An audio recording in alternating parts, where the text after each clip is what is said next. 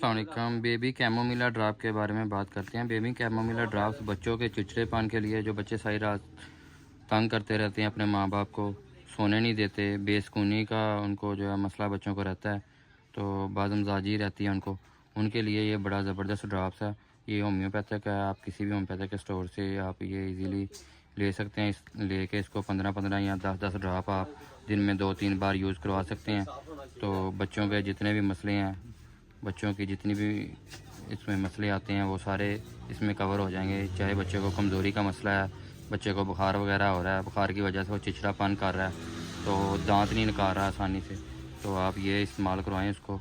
तो ये बिल्कुल उससे जो है ना बच्चे की सेहत भी ठीक हो जाएगी। वैसे भी वो चिड़चिड़ापन जो कर रहा है, और जो बच्चे को कोई भी मसला आ रहा है तो इससे क्लियर हो जाएगा। बेबी कैमोमिला ड्राप्स बच्चों के लिए एक बेस्ट ड्राप्स हैं। ये आप ना इस्तेमाल करवाएं इसको, तो आपको बहुत अच्छा रिज़ल्ट मिलेगा। ये बेबी कैमोमिला ड्राप्स है।